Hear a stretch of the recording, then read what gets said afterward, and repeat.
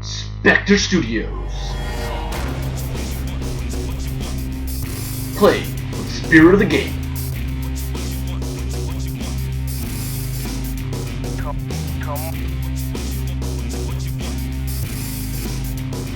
on. Hey, what's in the box? What's in the box?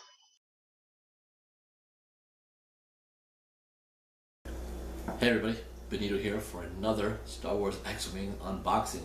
I have here the Punishing One expansion set here. This is an interesting ship. It's one of the large ships and featuring Dengar. So pretty cool about this as we get our newest wave of Star Wars in.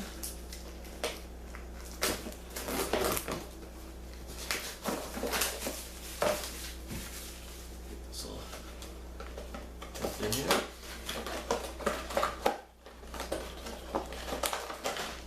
Alright. Well, at least to start, we'll just check out this, and this will pop up in front of you. So you guys can check it out. This is a very, very interesting design. As you can look, great. This paint scheme is awesome. Well painted. A lot of cool weathering on this one, and the cockpit, that red design is solid. That is very, very cool. A lot of different grayish and stuff. They do such a good job with that. One big heavy laser off to the left here on this thing. Underbelly, pretty basic. Couple, grayish coloring and stuff like that. Probably part of the engine. But this is definitely out there in terms of an interesting ship design, kind of featuring a lot of different kind of stuff, that aspect to the stuff would be pretty wild. I kind of think the interior belly of this guy, so definitely cool, definitely very cool. Alright, so let's see what we got here. So we got our basis, pretty simplistic out of that.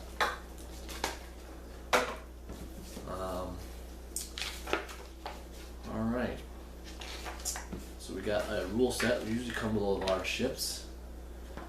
Explaining a lot of the stuff here.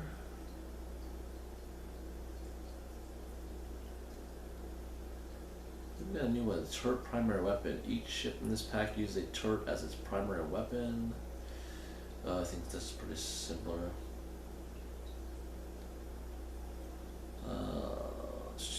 Yep. So we do have Mission 16, Payback. Just squad points. The role player must field at least 4 ships. So that's pretty good there. So yep, just about one maneuver on that. Or one mission. Alright, let's see what we have here for what they packed for us.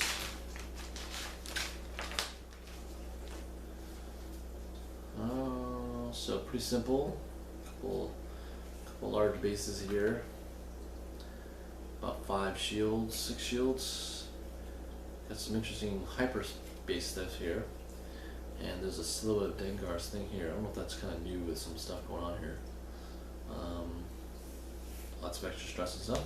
Let's see how that works. Alright, I guess we'll go to our pilots. We'll start with the highest. He's so this is called the Jumpmaster 5000. So that's our name of our type of ship design. So this is Dengar. He's a 9th level skill pilot. 33 points for him. This Jumpmaster 5000 has 2 attack, 2 agility, 5 hull, 4 shields. So definitely it's going to be about the upgrades, it looks like, with this ship. It can focus, target lock, and barrel roll. So that's very similar. That could end up being very cool, because I somewhat like that with the YT 2400. That barreling maneuverability can really add a lot of stuff. He can have the scum. He's got the scum symbol. He has the more square-headed R2 units, a crew, 2 of the photon torpedo type of slot, the torpedo bays, and Dengar is a veteran, so that gets that. It says once per round after defending, if the attacker is inside your firing arc, you may perform an attack against that ship. Wow. makes Dengar a little bit more of a hard hitter because he does after he defends. So if he's going to basically lash out a couple times, one's kind of giving it to you guys. So, oof. So 3 points less at 30. You're going to drop 2 pilot skill levels down to 7. Everything on the bottom stays. You still have keeping the veteran status. We have Tel Trevura. I hope that's right. The first time you would be destroyed, instead cancel any remaining damage, discard all damage cards, and deal 4 face-down damage cards to the ship. Wow. Wow. I can totally see this Tel being super used.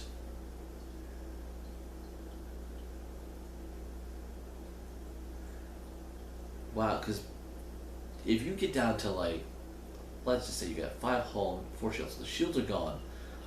Someone's done about 8 damage to you. You have 1 left. Then someone comes puts that last shot on. You clear it. You get about 1 more health. So basically, I guess he gets like 1 more. Kind of doing the math here because he's going to deal 4 face back down, so he'll be back down to 1. But someone gets you the big critical blow, it's still enough to keep that ship up 1 more time. But it's the good overkill aspect I think is really something that's going to be interesting to see how that plays out. That's super interesting. Super interesting mechanic. Alright, then we have, we're going to go down to 3 more points, down to 27. Going to drop our pilot skill 3 points down to 4. And then we get, he still keeps the veteran, and it'll be Manaru. At the start of the combat phase, you may assign all focus, evade, and target lock tokens assigned to you to another friendly ship. Wow. This is very cool because, remember, with the crew thing, he can get a recon specialist to double focus. So you can set up a target lock before on another ship the round before, double focus on the next following turn, send that all to a heavier hitter ship, possibly in the maybe like Boba Fett, and really allow Bubba to almost maybe unleash fully, almost even setting 2 target locks up if a ship needs it, because you'd be setting over if the other ship is flying close by and has already set that up. So that is cool. These 2 middle ones, I think, actually all 3 have a lot of interesting capacity in the list. So for 2 points less, down to 1 pilot skill. Still a veteran, so all these guys are keeping the veteran status on their ship. Is basically a contracted scout. And this just a little story about the Jumpmaster 5000, built for long distance reconnaissance and plotting new hyperspace routes. The lightly armed Jumpmaster 5000 was often extensively retrofitted with custom upgrades. So interesting there. This is an interesting ship. I really write a lot of the stuff on this ship. It looks like it's got a lot of ability. So already very, very pleased with the type of pilots you're getting with that. All right, so we got like the first veteran ability here. That's 1 point. Rage. Assign 1 focus token to your ship and receive 2 stress tokens. Until the end of the round, when attacking, you may reroll up to 3 attack dice.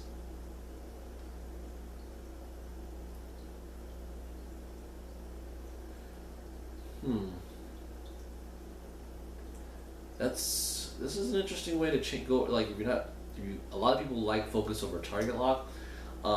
This is a good way to almost blend the 2, and really go after a ship and then try to get a couple rounds of clearing right after that. So very interesting. I think I like that. For 1 point for a veteran, that can really play into a lot of stuff.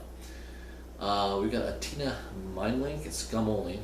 It's a veteran stat thing with 1 point. Each time you are assigned a focus or stress token, each other friendly ship with a Atina Mindlink must also be assigned the same type of token if it does not already have one. Oh, okay, I think we've seen this a little before. It's just a little thing for like I think maybe some cool small ships to really build on some stuff, or kind of really get it out there. Definitely, I think it would work very well with these type of ships that can really get a lot of stuff moving on. So we've seen plasma torpedoes before. We have Boba Fett as a crew now. He's scum only, so that's kind of important because even though he's with the Imperial faction. He's 1 point as a crew. After performing an attack, if the defender was dealt a face-up damage card, you may discard this card to choose and discard one of the defender's upgrade cards. So, if you wish to really hurt what a player can do, that's interesting. Dengar, scum only. He's a 3 point crew. So if you don't have him as flying the ship as a crew member, when attacking, you may reroll 1 attack dice. If the defender is a unique pilot, you may instead reroll up to 2 attack dice. Wow, that's pretty cool. Then we got another scum only crew, Gonk. So these are all unique. 2 points. Action, place 1 shield token on this card. Action, remove 1 shield token from this card to recover 1 shield up to your shield value. So a slower way than R2 at replenishing your shield. So interesting. And there's our little bucket head type of droids here, our R5P8. So he's unique. 3 points. Once per round after defending, you may roll 1 attack die. On a hit result, the attacker suffers 1 damage. On a critical result, you and the attacker each suffer 1 damage. That is so crazy. You totally gotta do this. That's just like, yeah, you're getting attacked, why not? You know, that's just crazy. You get attacked and you get a chance to make the other defender get damaged. That's crazy. Wow, there's a lot of stuff going on in other people's phases. Or other shooting stuff. So we got the Buckethead again. It's an overclocked R4. It's 1 point. During the combat phase, when you spend a focus token, you may receive 1 stress token to assign 1 focus token to your ship. That's pretty cool. That's just kind of keep the focus thing going on. 2 copies of that. It's pretty interesting. Feedback array. I think we've seen this before, but I'll. So during the combat phase, instead of performing any attacks, you will receive 1 ion token and suffer 1 damage to choose 1 enemy ship at range 1, and that ship suffers 1 damage. Yeah, it's a 2-pointer thing for the scum. That's alright. Guidance chips is a modification, no cost. Once per round, when attacking with your torpedo or missiles, secondary weapons, you may change 1 die result to a hit result or a critical result if your primary weapon value is 3 or higher. Wow, that's neat. I like that for no point cost for a modification. That's not bad. It's not bad at all. But it's only with those weapons, so that's a little interesting there. Alright, so we have Punishing 1, our 1 title. It says increase your primary weapon value at 1. So wow, you can. So that really helps a lot of these other ships. I think like Dengar, if you were to put Punishing 1 on Dengar flying, you're gonna make it pretty nasty for 3. So what do I think? This Jumpmaster 5000 is going to be a very, very commonly used scum ship as a large ship. I can see the modifications it provides. I think it holds a lot of durability. I believe it's gonna fit with that maneuverability what the scum really do a lot with a lot of their mechanics. You gotta say they've really gotta like that. I don't think I saw maybe I don't see there. I got the little dial thing here on the paper. I forget that it changes that. Cool thing, a lot of green to the left, so it can go 1 to 4 straight. The 1 and 2 is green. It can bank slightly all the way up to 3, but it only gets green to the left side, not the right. It can sharply turn, the hard turns up to 2, but again, the left side is the one that gets the green, nothing to the right. on the right side at 2, it can signal loop that it is white.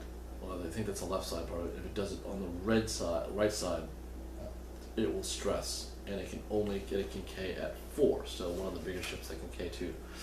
So schematic like that. So yeah, this ship is pretty cool. I think some of the upgrades, especially the R5P8, I think is very cool. It'll add a lot more to gameplay for a lot of people to think about, and I definitely said I think this scum ship is going to see a lot of action for scums, especially for 27 points or 28. Dengar at 33 is a very good cost. To go with that, the punishing one, it's 12 more points, so he's going to go at 50 to get a primary up to 3. But the fact that he can attack twice, pretty solid. And add at least the R5P8 to it. I just think it's almost a no-brainer to really kind of go with that. So it's going to be a pretty good, solid ship. Again, a lot of flexibility. So yeah, let me know what you think. Definitely comment below. Let me know what you guys are thinking. Another thing of that, remember to subscribe to us. There's a lot of more X-Wing unboxings if you're really interested to see a lot more of the new ships that are basically coming out. Plus to see some of these ships in action when we do a lot of our battle reports. We're a little focused a little bit more on a campaign right now, but I'll be sure to try to feature some of these new ships that are coming to the Scum and the Imperials as well. So we get to see that because we're doing something off basis of that. Also, you can join us at spectrestudios.us. That is our website. It goes to our forum where there's a thread for X-Wing. If you're really interested in X-Wing and any conversations about that, if you have any questions, you can definitely go there and ask away about anything on the subject, going from help building lists to particular pilot or whatever question you basically have. We love that, and there's a lot of other games on the threads as well to get into it, plus entertainment and sports to even go from there. So definitely a big community. Opening your arms to let you guys be a part of what we're doing here online and get involved. So thanks again, and hope you enjoyed.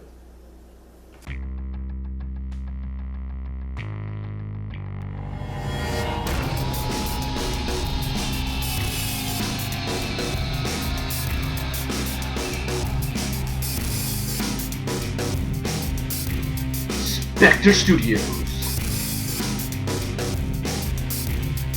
Play with the spirit of the game.